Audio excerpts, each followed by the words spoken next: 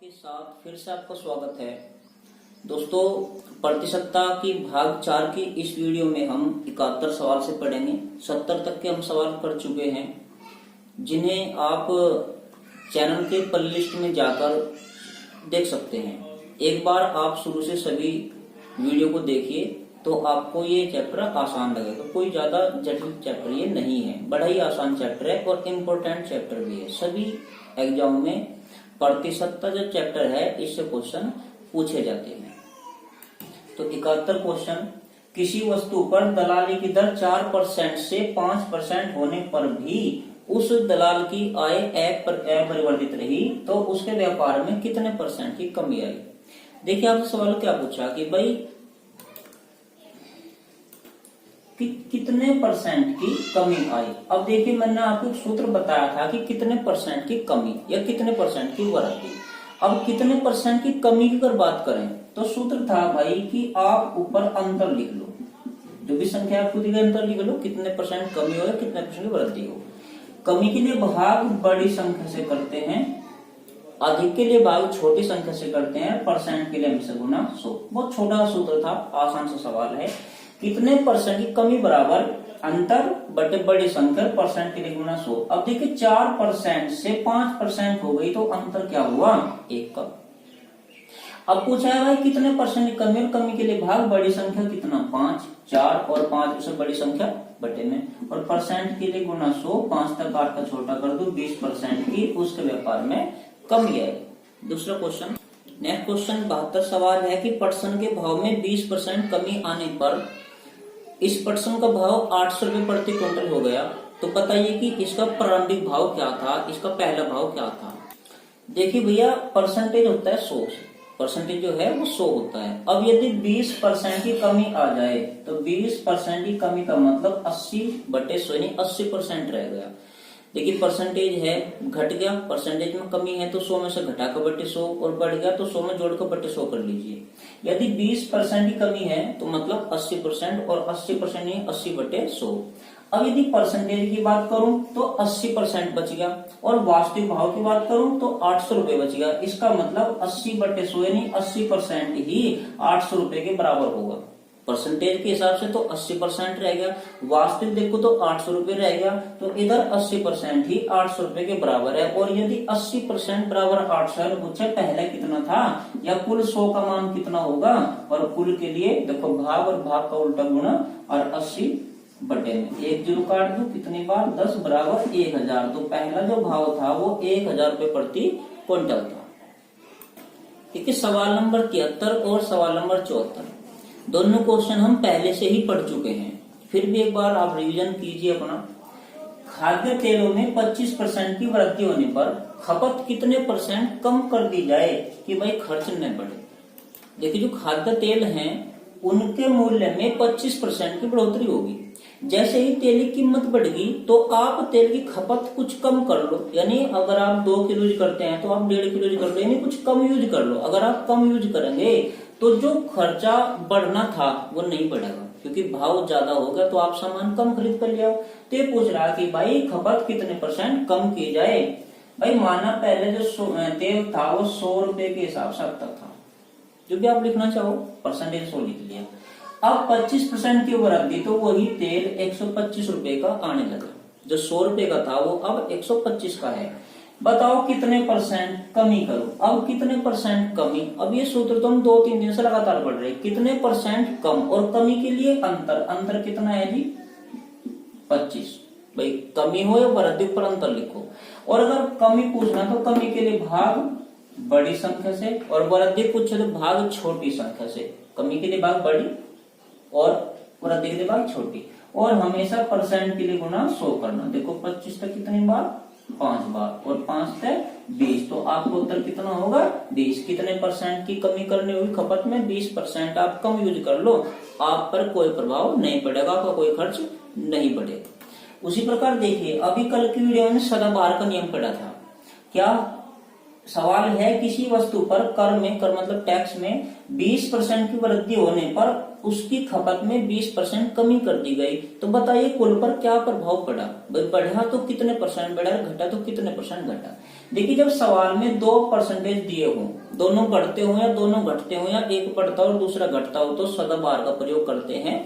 हमने कल की वीडियो में बात पढ़ी थी। देखिए भैया, अगर सदाबहार का प्रयोग करते हैं तो जब 20% की वृद्धि को लिखिए आप सदाबहार में प्लस, भाई वृद्धि को प्लस और कमी को माइनस, उसके बाद दोनों की गुणा प्लस माइनस माइनस और गुणा कर दूं तो 20 गुना 20 और हमेशा बटे में कितना 100। अब ये तो कट गए, दोनों जीरो भी कट गया, 2 दूनी 4, ये उत्तर आना हमेशा परसेंटेज में, तो 4% तो आया, मगर ये देखिए 4% आया पाएगा भाई माइनस का, और माइनस का मतलब हानि, तो कुल पर जो प्रभाव पड़ा वो 4% की हानि आई। पहले से क्वेश्चन हम पढ़ चुके थे, नए क्वेश्चन की बात करते। तो 75 क्वेश्चन है भाई साहब कि एक दुकानदार 45 रुपए में एक कॉफी खरीदता है और उस पर 4% का लाभ कमाता है। वह एक पेंसिल बॉक्स 80 रुपए में खरीदता है और उस पर 20% लाभ कमाता है। अब यदि वह रोजाना 10 कापियां व 6 पेंसिल बॉक्स बेचे तो 2 सप्ताह में कितना धन कमाएगा। देखिए 2 सप्ताह में कितना धन कमाएगा, और धन कमाना मतलब कितना लाभ कमाएगा। तो आपसे पूछा है कि भैया 2 सप्ताह में यानी 14 दिन में कुल कितना लाभ है कमा लेगा। देखिए कॉपी की अगर बात करूं और पेंसिल बॉक्स की अगर बात करूं तो कॉपी जो है 45 रुपए की खरीद कर लाया, एक कॉपी 45 रुपए में खरीद कर लाया और उस पर 4% का लाभ कमाया। यदि आपको ये क्रय मूल्य, खरीद कर लाया तो क्रय मूल्य, यदि आपको इसका विक्रय मूल्य निकालना हो तो 4% का लाभ है, सीधा आप यहाँ पे 104/100 की गुणा कर दो, विक्रय मूल्य आ जाएगा। लेकिन सवाल ने पूछा भाई कितना धन कमाएगा, कितना धन का मतलब कितना लाभ कमाएगा, और यदि मुझे लाभ ही निकालना है तो 4% का लाभ है तो आप डायरेक्ट 4/100 कर लीजिए, कोई दिक्कत तो नहीं। आपने एक जो कॉपी है 45 में खरीदी और 4% के लाभ पर बेच दी, तो एक का कितना लाभ दिया, नहीं 4/100 कर दो, 4% 4/100। मगर आप रोजाना 10 कॉपी बेच रहे, अगर एक कॉपी पर कितना लाभ है तो 10 कॉपी पर कितना लाभ, 1 गुना 10 भी कर लीजिए, ठीक है जी। 1 जीरो काट दो, 45 गुना 4 18 रुपए का लाभ हो 10 दिन में कॉपी न दिया, 18 रुपए का लाभ 10 दिन में कॉपी न दिया। अब देखिए अगर पेंसिल की बात करूं, एक पेंसिल 80 रुपए की वो खरीद कर लाया और उस पर 20% का लाभ कमाया, तो 20/100 विक्रय मूल्य निकालना तो यहाँ भी 120/100 कर सकते हैं, लेकिन लाभ निकालना तो डायरेक्ट 20/100 कर लीजिए। अब ये जो है ना 20% का लाभ कमा रहा है, यो भी रोजाना यानी कि एक दिन की बात चल रही, तो एक दिन में एक पेंसिल बॉक्स पे 80 गुना 20/100 रुपए का लाभ है, मगर वो एक दिन में 6 पेंसिल बॉक्स बेच रहा, तो 1 गुना 6 भी कर दो, यानी एक दिन में कुल पेंसिलों पे कुल मिलाकर कितना लाभ होगा, तो 96 रुपए का। यानी पेंसिलों पर एक दिन में 96 रुपए का लाभ है, कॉपी पर एक दिन में 18 रुपए का लाभ है। भाई दोनों को जोड़ के देख लो कि कुल मिलाकर एक दिन में कितना लाभ है, तो एक दिन में उसे 114 रुपए का लाभ है, 18 1 96 और यदि एक दिन में 114 रुपए का लाभ है, अब आपसे पूछ रहा है बिनु बताओ भाई 2 सप्ताह में कितना, सप्ताह में दिन हो 7 और 2 सप्ताह में 7 दूनी 14, तो एक दिन में अगर 114 रुपए हैं तो मैं पूछा 14 दिन में कितने रुपए होंगे। भाई एक दिन में 114 रुपए, तो 14 दिन में कितने रुपए, 1596 रुपए। इसका मतलब आपका जो उत्तर है 2 सप्ताह में जो कुल धन कमाएगा, धन मतलब लाभ कमाएगा, वो 1596 रुपए कमाएगा, ठीक है भाई। नेक्स्ट क्वेश्चन है भाई 76 की अमन का खर्च विमल के खर्च से 30% अधिक है, जबकि विमल का जो खर्च है रमन के खर्च से 10% कम है, और यदि तीनों के खर्च का योग 6447 रुपए हो, तो बताइए अमन का खर्च कितना होगा। आपके सवाल में एक अमन जी हैं और एक विमल जी हैं। सवाल के अनुसार अमन का जो खर्च है वो विमल के खर्च से 30% ज्यादा है। अमन का खर्च विमल के खर्च से 30% ज्यादा, इसलिए अगर विमल के माना 100 रुपए होंगे तो अमन के 30% ज्यादा 130 होंगे, तो 130/100 या 1 जीरो काट दो, सीधा सा अमन और ये जो विमल जी हैं इनका जो अनुपात है वो 13:10 है। तथा विमल, अब देखो विमल यही व्यक्ति है लेकिन दोबारा से लिख दिया विमल और रमन, तो वी और आर का जो अनुपात है, विमल का खर्च रमन के खर्च से 10% कम, वी का खर्च आर से 10% कम। अगर आर के 100 रुपए हैं तो वी के 10% कम 90, या कह दूं 9:10 है। अब एक छोटी सी बात ध्यान दीजिए भाई, आपके सवाल में अमन, विमल और रमन तीन नाम लिख रहे, यानी 3 व्यक्ति हैं आपके सवाल में, लेकिन यहाँ अनुपात कितने बन गए, 2 इधर 4 बन गए। लेकिन आप देख रहे होंगे जो विमल है वो दोनों और है, लेकिन व्यक्ति एक ही है, लिखा 2 बार है।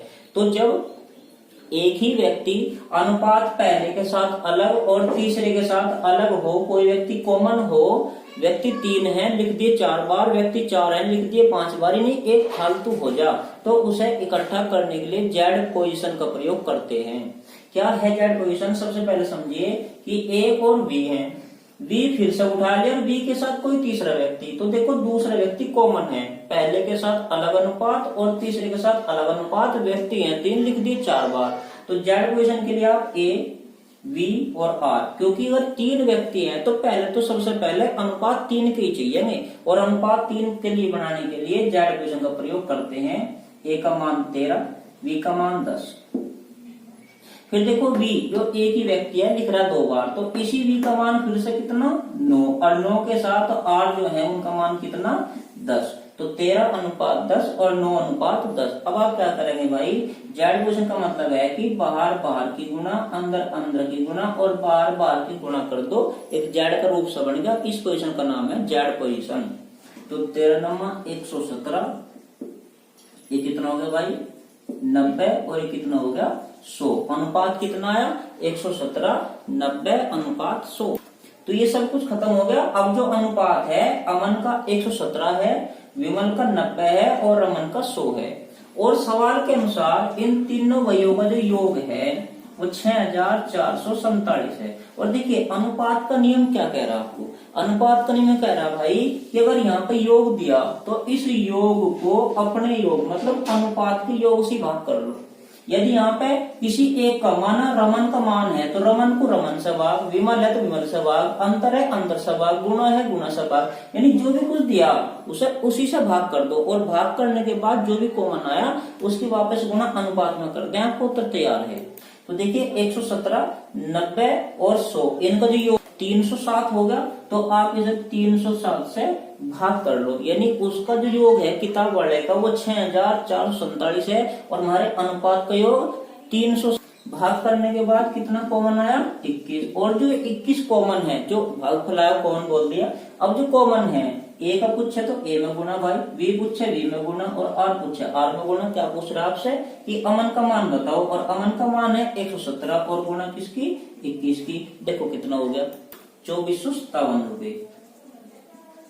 तो आपका आंसर 2457, अमन जी का जो मान मिलेगा या उन्हें जो रुपए मिलेंगे 2457 मिलेंगे। ठीक है, तो जेड पोजीशन का मतलब है ए बी और दोबारा फिर बी और सी, यानी बी ए के साथ भी है और सी के साथ भी है, उसे जेड पोजीशन बोलते हैं। जब अनुपात अनुपात का चैप्टर पढ़ेंगे तो वहां बहुत सारे सवाल जेड पोजीशन पे आवे, लगभग सारा चैप्टर लगभग जो है जेड पोजीशन पे आधारित हो जाओ।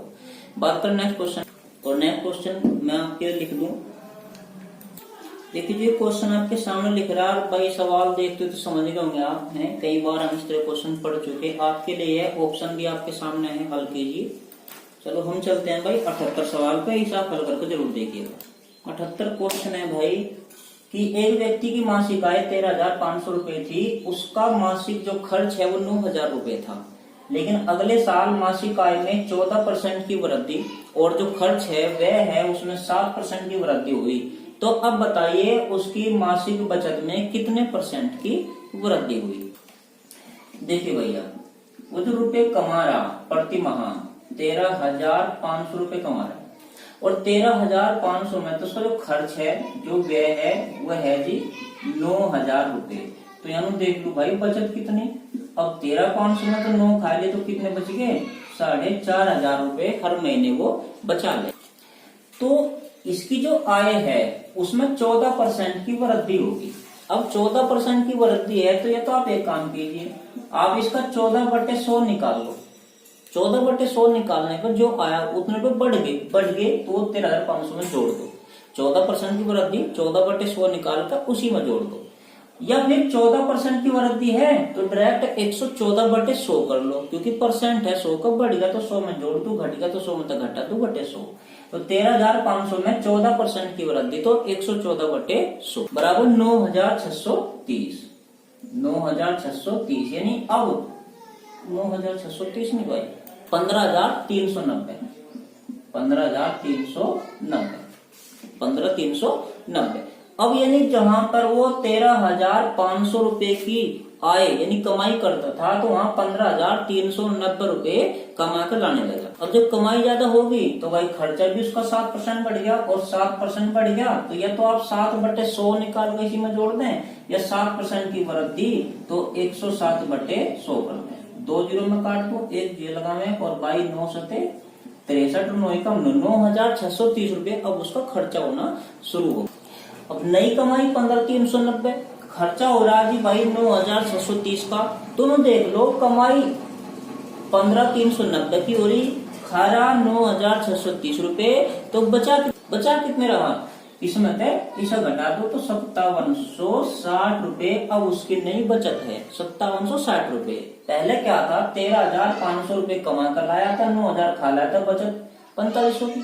लेकिन अब 13,000 और 15,390 रुपए तो टोटल कमाई है, और 15,390 में तो 9,630 रुपए को सब खर्चा है, तो वह बचत कितने की होगी, 5760 की। भाई पहले बचत क्या थी, 4500 की, अब बचत क्या है, 5760 की। न पूछ रहा जी बताओ कितने परसेंट की वृद्धि, कितने परसेंट की वृद्धि। अभी तो फिर वही सूत्र है घूम फिर के। देखो मैं फिर से एक बार लिख दूं, कितने प्रतिशत की वृद्धि। अब वृद्धि हो या कमी हो, कितने परसेंट की वृद्धि या कमी, भाई आपको ऊपर लिखना अंतर। वृद्धि के लिए भाग छोटी संख्या और परसेंट के लिए गुना 100। कमी पूछे तो भाग बड़ी संख्या, परसेंट के लिए गुना 100। दोनों एक ही सूत्र हैं, बस थोड़ा ध्यान रखना। वृद्धि तो भाग छोटी संख्या और कमी तो भाग बड़ी संख्या। ठीक है भाई। अभी पूछ रहा है जी बताओ उसकी बचत में कितने परसेंट की वृद्धि हुई, तो मुझे अंतर लिखना होगा। अब देखो वृद्धि पूछी किसकी, बचत की, तो अब बचत का अंतर करो। अंतर कितना हो गया, 1260। तो अब 1260 जो उसके रुपए हैं बचत में बढ़ गए, तो अंतर 1260। और आपसे पूछा भाई कितने परसेंट की वृद्धि, वृद्धि के लिए भाग छोटी संख्या, और छोटी देख लो कौन सी, 4500। और परसेंट के लिए हमेशा गुना 100 करते हैं। अंतर बटे छोटी संख्या, वृद्धि पूछा, और परसेंट के लिए गुना 100, तो बराबर कितना भाई, काट कर लिख दो 28%। इसका मतलब अब जो उसकी नई बचत है उसमें 28% की वृद्धि होगी। आपको उत्तर कितना हुआ, 28% की वृद्धि होगी। सवाल नंबर नेक्स्ट है भाई 79 कि किसी बाल्टी में 66 सही 2/3% भरी होने की तुलना में 80% भरी होने पर 2 लीटर पानी अधिक आता है, तो बताइए बाल्टी की धारिता कितनी है। धारिता मतलब आयतन, बाल्टी में कुल कितने लीटर पानी आता है। भाई पहले हुआ 66 सही 2/3% भरी थी, अब हमने उसे 80% भर दिया। इसका मतलब कुछ परसेंट उसमें फालतू कर दिया। तो ये देख लूं, पहले 66 सही 2/3% थी, अब 80% है, तो कितने परसेंट बढ़ गई, यानी कितने परसेंट में पानी ज्यादा कर दिया। तो इन्हें घटा कर देख लीजिए भाई, परसेंट तो बाद में लगा लियो, सीधा लिख लू 80 माइनस, देखो 36 18 200 और बट्टे कितना 3। 66 सही 2/3 यानी 200/3%। छोड़ दीजिए तभी लगा लो परसेंट को थोड़ी देर बाद, तो 80 और माइनस 200/3। तो इन्हें माइनस करने के लिए देखो भाई साहब, या तो आप ऐसा कर लो इसके बट्टे कुछ नहीं एक मान लें, या बट्टे वाले की तरफ गुना करो। 80 गुना 3 8 के 24 240, और ये माइनस है तो घटा दो, प्लस है तो जोड़ दो, बटे जो कर दो, तो ये बनेगा कितना 240 और घट गया कितना भाई 200, तो बराबर कितना रह गया 40/3। तो पहले 80 थी, फिर 66 2/3, अब उन दोनों का अंतर कितना है 40/3। और देखो बात है परसेंट की, तो परसेंट अलग से लगा दो। इसका मतलब हमने बाल्टी में 40/3% पानी फालतू भर दिया। देखिए सवाल में पहले कितनी भरी हुई थी, वह 66 सही 2/3%, फिर हमने कितना भर दिया उसे 80%, यानी 40/3% ज्यादा भर दिया। अब जैसे ही 40/3% पानी ज्यादा हुआ तो उसमें 2 लीटर पानी ज्यादा हो गया। भाई परसेंट में तो हमने भरा 40/3% और वास्तविक में भर दिया 2 लीटर। इसका मतलब 40/3% ही 2 लीटर के बराबर है। और यदि 40/3% को परसेंट को लिख देंगे बटे में 100 और बराबर किसके है 2 लीटर के, यानी 40/300 बराबर 2 लीटर है। तो ने पूछा कुल कितना, तो कुल के लिए नीचे की संख्या तो ऊपर 300 लिख दो और भाई ऊपर की संख्या नीचे उल्टा हो जाए। जब भी बराबर से इधर इधर उठाओगे तो हमेशा चिन्ह पलट जा। जो भाग में है गुणा में, जो गुणा में है वो भाग में। बाल्टी की जो क्षमता है वो 15 लीटर है। इसका मतलब उस बाल्टी में टोटल जो पानी आता है वो 15 लीटर आता है। बाल्टी 15 लीटर की है। ठीक है भाई। नेक्स्ट सवाल 80 की बात करते हैं। 80 क्वेश्चन है भाई कि 50 किलोग्राम शीशे व टिन के मिश्रण में 60% शीशा है। अब इसमें कितना शीशा, इस मिश्रण में कितना शीशा और मिलाया जाए कि भाई मिश्रण में 75% शीशा हो जाए। टोटल जो मेरे पास मिश्रण है वो 50 किलोग्राम है और 50 किलोग्राम जो मिश्रण है वो शीशे का और टिन का मिश्रण है। जबकि सवाल के अनुसार इस मिश्रण में 60% शीशा है। यानी अगर 50 का, क्योंकि कुल मिश्रण जो है 50 है और मिश्रण का 60%, तो 60/100 यानी 6×5 = 30, तो 30 किलोग्राम शीशा हो गया। भाई 50 टोटल है, 60% शीशा है, तो 50 का जो 60% है वो 30। अब 30 शीशा है जबकि सारा ही 50 है, तो टिन कितना रहेगा 20।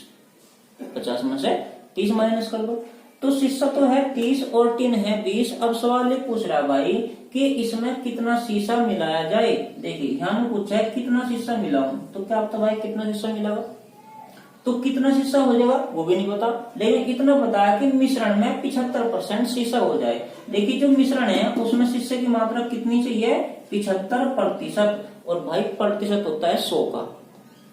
यदि 100 में से 75% शीशा है तो टिन कितना हो गया 25%, क्योंकि टोटल तो 100 ही होना। भाई माना यहाँ पर 80 है तो यहाँ 20, यहाँ 90 है तो यहाँ 10 और 75 है तो ये 25। और यदि शीशा 75% और टिन 25%, तो 25 ही कम 25 और 25 × 75, यानी 3:1 अनुपात आना चाहिए शीशे और टिन का। नए जो मिश्रण होगा उसमें 3:1 होना चाहिए। ठीक है भाई।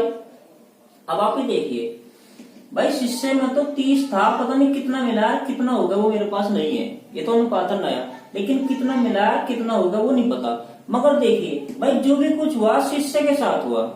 टिन तो 20 था और 20 ही है, उसमें तो ना तो कुछ बढ़ा और न उसमें कुछ घटा। अगर ये 20 था और 20 ही है तो ये तो 20 है तो 20 का 20 रहेगा, ये तो न घटा न बढ़े। अब आप में देखो अगर टिन 1 है तो शीशा 1 तक 3 हो रहा, सीधा 3 गुना नहीं हो रहा भाई। और जब 3 गुना हो रहा तो यहाँ 20 है तो फिर 20 दिया 60, इसका मतलब शीशे को 60 किलो होना पड़ेगा, तब जाकर 3:1 होगा।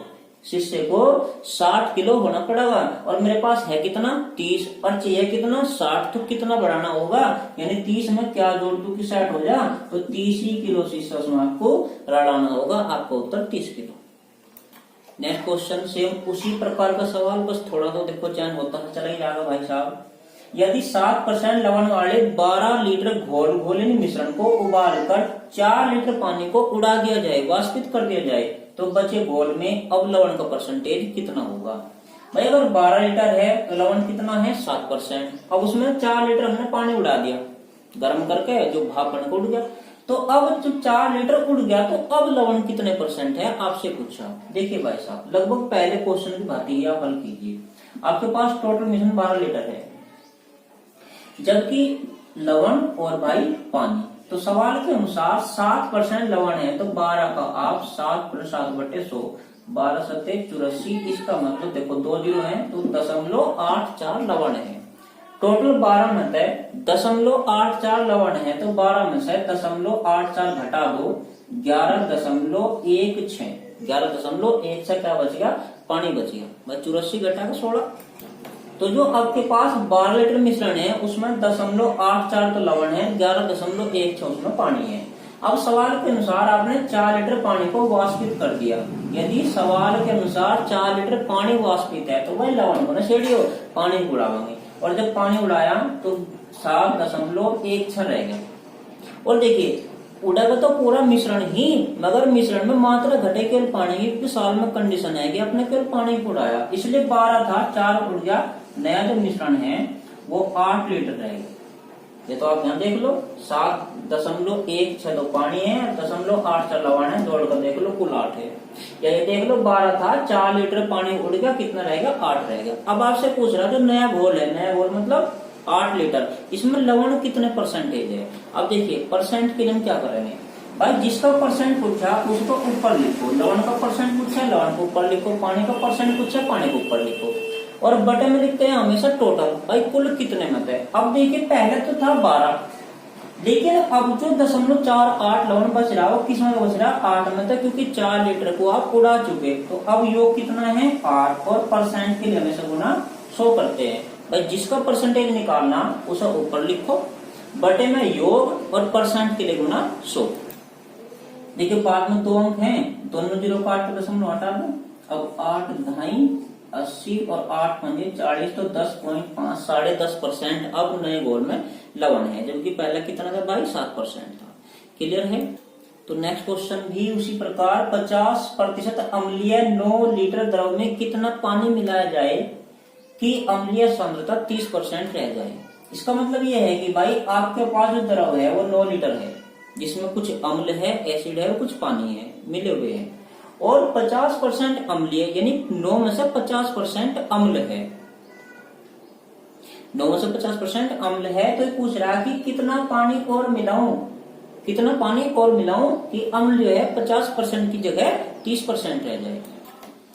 तो आपके पास जो अम्ल है वो 50% है। देखो भाई 50% हो चाहिए आधा, या तो आप टोटल 9 लीटर मिश्रण है, 9 का आप 50%, 50/100 निकाल कर देख लो, या 50% का मतलब डायरेक्ट आधा कर दो, तो 9 का आधा 4.5, तो अम्ल 4.5 है, 9 में तो 4.5 अम्ल है, तो पानी भी फिर भाई 4.5 है। भाई 50% आधा डायरेक्ट आधा कर लो, और गुणा भाग करके देखो, तो 4.5 अम्ल और 4.5 पानी। अब सवाल ये पूछ रहा कि कितना पानी मिलाया जाए।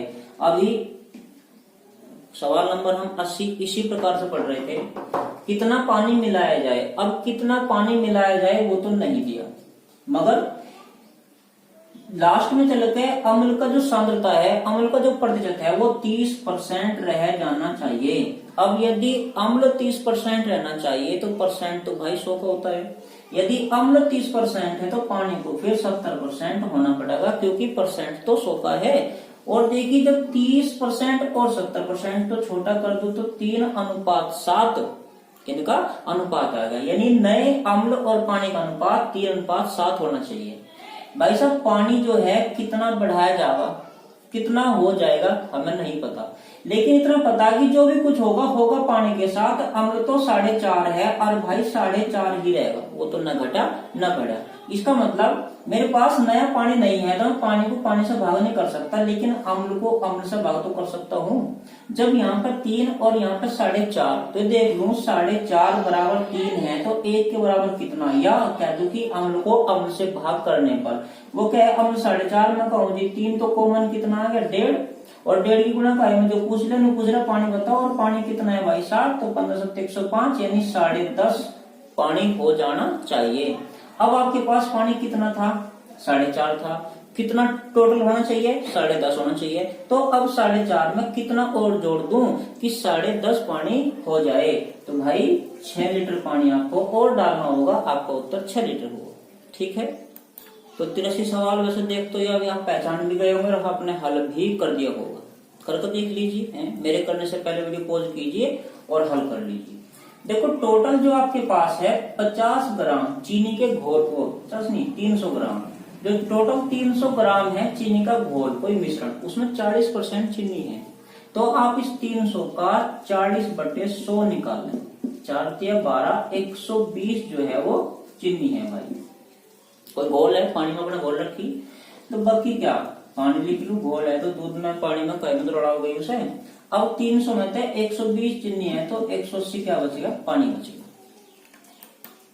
120 चीनी 180 पानी। अब सवाल ये पूछ रहा है कि भाई इसमें कितनी चीनी और मिलाई जाए। देखो कितनी चीनी, अभी पहले सवाल में क्या था कितना पानी मिलाऊं, यहाँ पूछ रहा कितनी चीनी मिलाऊं। अब कितनी चीनी मिलाऊं पता नहीं, कितनी हो जाएगी वो भी नहीं पता, मगर इतना पता लास्ट में चलेगा चीनी जो है ना वो 50% हो जानी चाहिए। अब यदि चीनी 50% है तो फिर पानी को भी 50% होना पड़ेगा। क्यों? क्योंकि परसेंट तो 100 का है, 100 मतलब 50 यहाँ तो 50 यहाँ, और 50-50 तो इसका मतलब 1:1 इसका, यानी चीनी और पानी का जो मान है वो बराबर हो जाना चाहिए, 1:1 हो जाना चाहिए।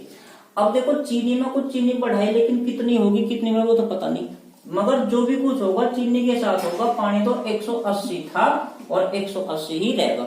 और जब 1:1 मतलब जितनी चीनी उतना ही पानी है, जितना पानी उतनी चीनी, इसका मतलब 180 अगर पानी है तो चीनी को भी 180 होना पड़ेगा, तब जाकर 50-50% या 1:1 होगा। आपके पास है तो भाई 120 और होनी 180, तो और घर तक कितने ला गए तुम? 60 ग्राम आपका उत्तर। ठीक है, तो ये किस तरह के हमने 3-4 क्वेश्चन पढ़े। अब मैं कुछ क्वेश्चन आपके लिए लिख रहा हूँ, हल कीजिए। तो कुछ क्वेश्चन है भाई आपके सामने लिखे हुए, प्रत्येक के ऑप्शन भी आपके सामने लिखे हुए हैं, आप इन्हें हल जरूर कीजिएगा।